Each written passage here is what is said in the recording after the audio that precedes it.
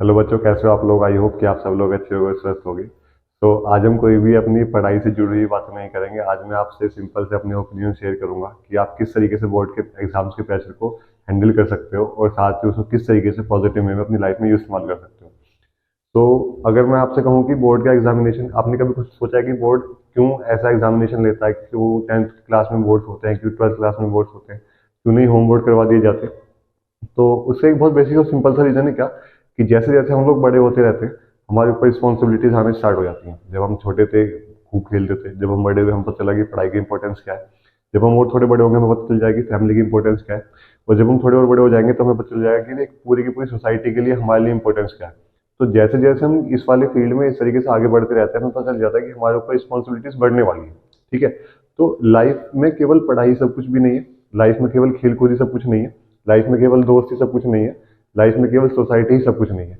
Life is a combination of all these things. तो जब इन सब चीजों की बात होती है तो इन सब चीजों के साथ अगर आपको कोई चीज दे रहा है तो इसका मतलब you are the responsible person. कि अगर एक क्लास में 100 बच्चे बैठे होंगे तो टीचर भी केवल उसी को ही चीज उसी पे विश्वास करेगा जो कि रिस्पॉन्सिबल हो, ना कि वो जो कि टॉपर हो। ये वाली बात बहुत कॉमन भी है। आप अगर आप किसी को कोई चीज अपनी देना चाहते हो, फॉर एग्जाम्पल आपके पास बहुत महंगी वॉच है और आपके पास 5 आपके फ्रेंड्स हैं वो आपके वॉच मांग रहे हैं, तो क्या है आप केवल उस आदमी को दोगे जो आपकी उस वाली वॉच को रिस्पॉन्सिबिलिटी के साथ वापस कर देगा। तो यही तो रिस्पॉन्सिबिलिटी वाला काम हो गया। तो मतलब ये हुआ कि रिस्पॉन्सिबिलिटी जब इंसान के ऊपर आती है तो उसको पता नहीं होता है कि कब वो अपने आप को तोड़ लेगा या फिर अपने आप को बना लेगा। तो एक ऐसे लेवल पे जब एक बच्चा 10th से 12th क्लास में होता है तो उसके ऊपर थोड़ी सी रिस्पॉन्सिबिलिटीज डाल दी जाती है जिसका नाम होता है बोर्ड एग्जामिनेशन। इसमें आपको पता नहीं होता एग्जाम में क्या आने वाला है। इसमें ना आपके फेवरेट टीचर आपकी क्लास में होते हैं, ना ही आपके फेवरेट फ्रेंड्स आपकी क्लास में होते हैं। बस आपको ये पता है कि पेपर आएगा बाहर से और you need to be responsible कि कैसे हम उस वाले प्रेशर को या उस वाले जो हमारे ऊपर प्रेशर लगेगा या फिर जो भी हमारे आसपास इन्वायरमेंट होगा उस चीज़ को किस तरीके से हैंडल करना है। तो ये आपकी फर्स्ट स्टेज है लाइफ की, जिसमें आप स्टडी के लिए प्रेशर झेलोगे और किसी चीज़ के लिए नहीं है, स्टडी के लिए। जब आप थोड़े और बड़े हो जाओगे, आप ग्रेजुएशन करोगे, जब आप देखोगे कि आप फैमिली के साथ साथ अपने स्टडीज़ का प्रेशर भी झेल लो, अपनी फैमिली का प्रेशर भी झेल लो, अपने फ्रेंड्स का प्रेशर भी झेल लो। तो कहने का मतलब इन तीनों का प्रेशर आपके पास इंक्रीज होता रहेगा जैसे जैसे आप बड़े होते रहेंगे। और लाइफ इसी का ही तो खेल है कि जो इस प्रेशर को झेलना सीख गया या इस प्रेशर को मेंटेन करना सीख गया वो लाइफ में सक्सेसफुल हो गया। और यही मेन मोटिव क्या है किसी भी बोर्ड एग्जाम्स का, कि आपको इस वाले प्रेशर से थोड़ा इंट्रोड्यूस करवाने की। पढ़ाई के लिए प्रेशर ये होता है। अच्छा, अब जो इंपॉर्टेंस है इस वाले बोर्ड के एग्जामिनेशन की दूसरी वो ये भी है, क्या ये बहुत जरूरी एग्जाम है आपकी लाइफ का? बिल्कुल भी जरूरी एग्जाम नहीं है। It is just like another exams, like another test, like another difficulties that you have face in your life. तो इसमें क्या है कि भाई आपके पास क्वेश्चन आएगा, आप उस क्वेश्चन को कर दोगे, नहीं आएगा तो छोड़ दोगे। तो इस वाली बात से भी हमें क्या बात सीखनी है, क्या कि जो आप जितनी मेहनत करते हो किसी भी एग्जाम के लिए, चाहे वो कोई भी कॉम्पिटेटिव एग्जाम हो, चाहे वो आपका आईआईटी हो, जेईई हो, नीट हो, उसके लिए ये कभी भी मैटर नहीं करेगा कि आपने बोर्ड में कितना अटेम्प्ट करा या आपने बोर्ड में कितना छोड़ करा है। जब आपके दिमाग में वो वाली बात चुभ जाएगी, किसी की भी बात चुभ जाएगी। एक इंसान जब बदलता है, एक इंसान कब बदलता है, जब या तो कोई उसको फिजिकली कुछ डिस्ट्रॉय कर दे उसको, या उसको मेंटली चोट पहुंचा दे। अगर आपकी मान लो आपने भी कभी देखा होगा कि आपको कभी ठेस लगती होगी कि भाई यार किसने मुझे ये वाली बात क्यों बोल दी, इसने मुझे ये वाली बात क्यों बोल दी, इसने ऐसे क्यों बोल दिया कि भाई मेरे कम नंबर आएंगे, या उसने ऐसे क्यों बोल दिया कि तू तो फेल हो जाएगा। तो ये वाली बात आपको बिल्कुल भी पैनिक नहीं करनी है। अगर आप एक बहुत कॉमन स्टूडेंट है तो आप उस बात को सोचोगे सोचोगे, पूरे दिन सोचते रहोगे, दिन के 24 घंटे में से 3-4 घंटे आप उस वाली बात को सोचने में ही बर्बाद कर दोगे। अगर आप उसी वाली बात को सोचो, कोई बात नहीं भाई तुमने कह दिया, ये तेरा पर्सपेक्टिव है, मैं अपने आप को प्रूफ करके दिखा दूंगा जब मेरे बोर्ड एग्जामिनेशन आएंगे, या फिर मैं लाइफ में कुछ भी सक्सेसफुल बनूंगा जब। अगर एक बंदा कोई भी बोर्ड एग्जामिनेशन में टॉप मार देगा, आपके मान लो फॉर एग्जाम्पल 90% मार्क्स आ गए बोर्ड एग्जाम्स में, तो क्या होगा, सब लोग, फैमिली खुश हो जाएगी, थोड़े रिलेटिव्स खुश हो जाएंगे। लेकिन उसी समय पर आप एक बार बताओ, अगर आपकी आईआईटी या नीट में अच्छी रैंक आ गई और आपके यहाँ केवल 60% बोर्ड्स में, और आपकी आईआईटी, और या फिर आप मान लो कि आपको आईआईटी बॉम्बे मिल गया या आईआईटी खड़गपुर या आईआईटी दिल्ली मिल गया, तो और पर आपके आपके नंबर है 70%, तो किस वाले केस में आपका ज्यादा फेम होगा? ऑब्वियस सी बात है, जब आपके आईआईटी में सिलेक्शन होगा तो ज्यादा ही फेम होगा। तो कहने का मतलब है कि बोर्ड का एग्जामिनेशन इज जस्ट कि आपको एक एंट्री करने का गेट मिल रहा है अपने आगे कॉम्पिटेटिव एग्जाम्स के लिए, उसको एंजॉय करिए। बोर्ड का एग्जामिनेशन है, ये प्रेशर का खेल बिल्कुल भी नहीं है। ये इट इज आप बस समझ सकते हो कि एक बहुत सारा खजाना है आगे जाने के लिए, और उस वाले खजाने की एक चाबी क्या है, बोर्ड। अगर आप जितना उसमें ले सकते हो आप लो, आप जितना बोर्ड में मेहनत कर सकते हो करो, ये आपके हाथ में। और रिजल्ट आपके हाथ में नहीं है। लोग बोलते हैं कि हाँ जितनी मेहनत करोगे उतना रिजल्ट आएगा, ऐसा भी जरूरी नहीं है। लक भी एक बहुत इंपॉर्टेंट फैक्टर प्ले करता है। जब आप कोई भी एग्जाम देने जाते हो आपका मूड कैसा होता है और आपके आसपास का एनवायरनमेंट कैसा होता है। तो मैं तो आपको बस ये सजेस्ट करूंगा, जब कभी भी आपका बोर्ड का एग्जामिनेशन है, कोई भी एग्जामिनेशन हो, तो प्लीज आसपास के एनवायरनमेंट को जज मत करिए, अपने आप को जज करिए, अपनी नॉलेज को जज करिए, अपने टीचर्स पर भरोसा करिए, अपनी नॉलेज पर भरोसा करिए। और बहुत सारी चीज़ें दुनिया में जिसमें आप पॉजिटिविटी गेन कर सकते हो, ना कि इन चीज़ों से कि लोग वहाँ रो रहे थे पेपर देखकर और या फिर वो कर रहे थे ऐसा हो गया वैसा हो गया, कुछ भी नहीं। और देखिए जब कभी भी आपका रिजल्ट आता है, दो ही चीज़ होंगे, या तो आप पास हो गए आप फेल हो गए, ठीक है। अब पास और फेल मतलब जो आपका मेंटली क्राइटेरिया, कि मेरा मेंटली क्राइटेरिया कि मुझे इतने मार्क्स स्कोर करने हैं, मेरा मेंटल क्राइटेरिया कि मुझे इतने मार्क्स स्कोर करने हैं, वो एक अलग कंसेप्ट है लाइफ का। देखो जब कभी भी हमारा रिजल्ट आता है ना, दो ही चीज़ होंगी, या तो फेल होंगे या पास होंगे। अब आपको ना हर चीज़ एक्सेप्ट करनी है। अगर आप फेल हुए तो एक्सेप्ट करो बिल्कुल कि हाँ भाई मुझसे शायद थोड़ी कमी रह गई थी, मैं एक्सेप्ट करता हूँ एंड आई एम सेटिस्फाइड कि भाई हाँ अब आगे से मैं और ज़्यादा इंप्रूव करूंगा।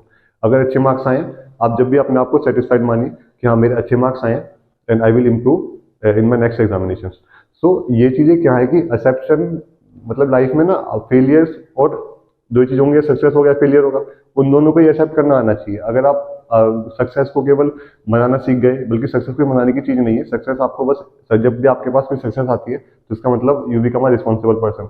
और जब भी कभी आपके पास फेलियर आती है तो आपको एक तरीका पता चल जाता है कि हाँ भाई मेरी लाइफ में इतनी गलतियां हुई हैं और मुझे आगे ये गलतियां नहीं करनी है। अगर मैं ये चीज़ दोबारा से रिपीट करूंगा तो मेरे साथ दोबारा से ये वाली चीज़ हो सकती है। फॉर एग्जाम्पल आप एक किसी भी इलेक्ट्रिक कोई भी वायर जा रहा है उसको छोड़ोगे तो आपको करंट ही लग जाएगा, तो आपके दिमाग में इमेज बन जाएगी अगली बार इस वायर को नहीं छूना। तो सेम केस हमारी लाइफ के साथ भी है। कुछ इंसिडेंट हमारी लाइफ में इस तरीके से होते हैं कि हम अपने फ्रेंड्स के साथ बहुत ज़्यादा टाइम स्पेंड कर देते हैं, या मतलब इधर उधर घूमने में लगा देते हैं, उनके साथ बर्थडे मनाने में लग जाते हैं। बर्थडे मनाने कोई बुरी बात नहीं है, फ्रेंड्स के साथ बर्थडे मनाना चाहिए, उनके साथ जाना भी चाहिए, पर एक टाइम लिमिट में, कि भाई इतने टाइम से इतने टाइम में आप रुकोगे फिर वापस आ जाओगे, फ्रेंड भी खुश घर भी खुश, हमारी पढ़ाई का भी नुकसान नहीं हो। तो इस तरीके से हमारी लाइफ चलती रहनी चाहिए। लाइफ में बैलेंस होना बहुत ज़रूरी है। बोर्ड का एग्जाम कैसा भी जाए, ऑलवेज भी उसको एक्सेप्ट करो कि हाँ भाई मेरी गलती है, अगर फेल हुए तो कोई बात नहीं, मैं फेल हुआ क्योंकि मैं पढ़ा नहीं था। अगर अच्छे नंबर आए, हाँ मेरे अच्छे नंबर आए क्योंकि मैं पढ़ा था, अगर मैं नहीं पढ़ता तो मेरे अच्छे नंबर नहीं आते, मैं पढ़ा इसलिए मेरे अच्छे नंबर आए। तो यही क्या होता है, एक लॉ ऑफ एक्सेप्टेंस, कि भाई आप हर चीज़ को एक्सेप्ट करो, चाहे वो अच्छी हो चाहे वो बुरी हो। जब भी आप एक बहुत अच्छे आदमी बन पाओगे और अच्छे सोसाइटी के लिए, अपनी सोसाइटी के लिए बहुत अच्छा इंपॉर्टेंस दे पाओगे, अपनी वैल्यू बना पाओगे अपनी सोसाइटीज में। तो मेरा तो बस यही कहना है कि बोर्ड का examination is just a simple examination, is simple है just only 1% of your life. यहाँ बोर्ड का एग्जाम देने जाता हूँ, it is only the 1% of your life. अभी तो आगे पता नहीं क्या देखना है, जेई है, नीट है, सीडीएस है, शायद कोई यूपीएससी के लिए भी जाए, चाहे कोई स्टेट उसके लिए भी जाए, है ना। बहुत सारी चीजें हैं, कोई अपना बिजनेस शुरू करना चाह रहा होगा, कोई कुछ सोच रहा होगा कि मुझे ये करना है वो करना है। तो it is just a stage की जहाँ से आपको अपने फ्यूचर के जो प्लान्स हैं उन पे फोकस करना है। क्योंकि अब यहाँ से ना आपकी लाइफ एकदम से बदल जाएगी, आप एकदम से बहुत अपने आप को फील करोगे कि मैं बहुत बड़ा हो गया। क्यों? क्योंकि आपके दोस्त छूट जाएंगे, नए दोस्त बनेंगे, पुराने वाले दोस्त, गली वाले दोस्त, स्कूल वाले दोस्त, बहुत सारे स्कूल आसपास वाले दोस्त, वो सब चले जाएंगे, आप किसी दूसरे स्टेट में चले जाओगे, हो सकता है आपकी दूसरी सिटी में चले जाओ, हो सकता है कि आप अपनी वाली सिटी में रहो, अपने दोस्तों से दूर हो जाओ, क्योंकि सबकी लाइफ चेंज हो जाएगी अब आपके जैसे ही बोर्ड एग्जामिनेशन कंप्लीट होंगे। तो इस चीज़ को एंजॉय करो, बोर्ड एग्जामिनेशन को एंजॉय करो, बोर्ड एग्जामिनेशन में जो सिलेबस है उसको एंजॉय करो, बोर्ड एग्जामिनेशन में जो नॉलेज है उस चीज़ को एंजॉय करो। क्योंकि जो आपका क्लास 12 का सिलेबस होगा ना, वो ही आपको डिसाइड करेगा कि आपके अंदर कितनी मेंटल एबिलिटी है, या आप चीज़ों को समझकर कितनी जल्दी उसको इंटरप्रेट कर पाते हो, या कितनी जल्दी उसे कंक्लूजन निकाल पाते हो, उसी का ही नाम है class 12 board examination. Class 10 board examination क्या है कि आपने कितना पढ़ा है, आपको कितनी देर तक वो याद रहता है, वो आपके क्लास 10 के मार्क्स शो करते हैं। क्लास 12 के मार्क्स क्या शो करते हैं कि आपने जितना सिलेबस पढ़ा है उसमें से आप कितना अपना खुद में से कंक्लूजन निकाल के क्या नई चीज सोच समझ सकते हो, वो आपको क्लास 12 का बोर्ड एग्जामिनेशन है। सो आई होप कि आपको ये वाली बात क्लियर हो गई होगी कि, और हाँ, कि दुनिया की बातों में बिल्कुल भी ना आइए कि भाई वो ऐसा बोल रहा था, इसके 90% नहीं आएंगे तो ऐसा कर देंगे, 60% नहीं आएंगे, कुछ भी नहीं होता, ठीक है ना। एक जो बोर्ड का हमेशा टॉपर होता है वो कभी भी आईआईटी का टॉपर नहीं होता, वैसे जो बोर्ड का टॉपर है वो तो कभी नीट का टॉपर भी नहीं होता। ये वाली बात लॉजिकल है। और जैसे जो नीट या आईआईटी के टॉपर्स होते हैं वो कभी बोर्ड के टॉपर्स नहीं होते, उनके सिंपल से मार्क्स आते हैं एज नॉर्मल, क्योंकि उन्हें पता है कि मुझे लास्ट में जो मेरा फोकस है वो आईआईटी या नीट है, बोर्ड नहीं है। Board is just a passing marks जो मुझको आईआईटी नीट की तरफ लेकर जाएगा। तो इसलिए जो होशियार बच्चे होते हैं वो कभी भी अपना इतना छोटा गोल नहीं बनाते बोर्ड्स, वो अपना क्या गोल बनाते हैं, बड़ा, आईआईटी और नीट, क्योंकि उन्हें फेम वहीं से ही मिलना है। और नॉर्मल सी बात, और ये होना भी चाहिए भाई। आपका जब अगर मेन मोटिव आर्मी में जाना है तो आप एनडीए सीडीएस की तरफ जाएंगे, आपका मेन मोटिव है कि एडमिनिस्ट्रेशन में जाना है तो आप यूपीएससी का बनाओगे। तो यूपीएससी के लिए कब बनाओगे, जब आप 12th में पास होगे जब तो बनाओगे, और उसके लिए 60% आने चाहिए। तो ये क्या है, केवल बोर्ड्स। तो ये क्या है, आपका पहला स्टेज जहाँ पे आपको प्रेशर झेलना आना चाहिए कि हम किस तरीके से अपने मेंटल लेवल को स्ट्रॉन्ग बनाएं, अपने आप को फिजिकली स्ट्रॉन्ग बनाएं, जिससे कि हमारे पास जब भी जरूरत पड़ जाए हमें फिजिकल या फिर मेंटल अपनी स्ट्रेंथ दिखाने की, हम उसको प्रूव कर पाएं। बिकॉज महात्मा गांधी ने भी कहा था, ए हेल्थी माइंड डिसाइड्स इन अ हेल्थी बॉडी। अपने आप को हेल्थली स्ट्रॉन्ग बनाएं, तो कोशिश करें कि ज़्यादा से ज़्यादा आप बोर्ड्स में मार्क्स स्कोर कर पाएँ। ज़्यादा से ज़्यादा की कोई लिमिट नहीं होती, कम से कम की लिमिट है 33% तो लानी पड़ेंगे भाई, वरना फेल हो जाओगे। तो इसकी कोई लिमिट नहीं है कि कितने ज़्यादा ले आओगे, पर हाँ मिनिमम तो है। ज़्यादा भी क्या 100% ही है, पर शायद ही किसी का है। पर 9 पर हमें पता है रियलिटी क्या है कि 33% ज़्यादा ही आनी चाहिए। पर अपना टारगेट रखें कि हाँ अगर हमें कोई क्वेश्चन नहीं आता तो हम कोशिश करें उसको पढ़ने की। पता पूरे साल बच्चे यही इसी उसमें घूमते रहते हैं कि क्या पढ़ना है, क्या पढ़ना है, क्या पढ़ना है। और जबकि बोर्ड आपसे बहुत सिंपल से और बहुत लॉजिकल क्वेश्चन पूछता है, वो कभी भी आपसे हार्ड क्वेश्चन नहीं पूछेगा।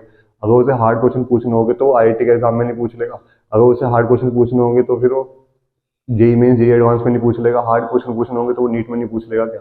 तो उसके पास बहुत सारे और तरीके हैं कि जहाँ पे वो हार्ड क्वेश्चन आपसे पूछ सकता है। ठीक है ना। तो ये बोर्ड का सिंपल सा रूल क्या है कि भाई आपको बहुत बेसिक नॉलेज पता होनी चाहिए, उस बेसिक नॉलेज का आपको एडवांसमेंट भी आना चाहिए, उस बेसिक नॉलेज के एडवांसमेंट के बाद आपको खुद का एक कंक्लूजन निकालने का तरीका भी आना चाहिए। तो इट इज जैसा लॉजिकल रीजनिंग, एक कॉमन सेंस का पेपर होगा जिसमें पूछ रखा होगा और फिर आपको आंसर देना है, बस। ये तो है बोर्ड एग्जामिनेशन। और इसमें कोई बड़ी बात नहीं है कि आपके कितने मार्क्स आएंगे, वो never matters. The thing which matter is your the end result, कि आप 3 साल बाद अपने को कहाँ देखते हैं, कि आपने बोर्ड एग्जामिनेशन में कितना प्रेशर लिया था, उस प्रेशर को लेने के बाद आपके बोर्ड एग्जाम में कितने मार्क्स आए। और the one thing which I must tell you is here कि भाई जितना प्रेशर किस एग्जाम में लोगे ना, वो हमेशा उतना ही खराब एग्जाम जाता है। ये रियलिटी है, क्योंकि आपका दिमाग ना वहाँ सेट हो जाता है कि यार बस इस वाले एग्जाम में पास हो जाओ, फिर चाहे कुछ भी हो जाएगा। तो अगर ये वाला मेंटल रहेगा ना, तो जब आप पेपर लिख रहे होगे या जब आप पेपर दे भी रहोगे, तो आपका दिमाग बस ये सोचेगा बस पास हो जा, पास हो जा, पास हो जा, इसके अलावा कुछ भी मत सोच। तो जितना ज्यादा प्रेशर लोगे उतना ही ज्यादा आप अपने रिजल्ट को क्या कर रहे हो, डाउनग्रेड कर रहे हो। और ना ही अपने आप को कभी भी ओवर एस्टिमेट करो, ना ही अपने आप को कभी भी अंडर एस्टिमेट करो, क्योंकि ये दोनों ही चीजें फेलियर्स की तरफ लेके जाती हैं आपको। आप एक एवरेज पर्सन हो, एवरेज आदमी हो, कोई दिक्कत की बात नहीं है।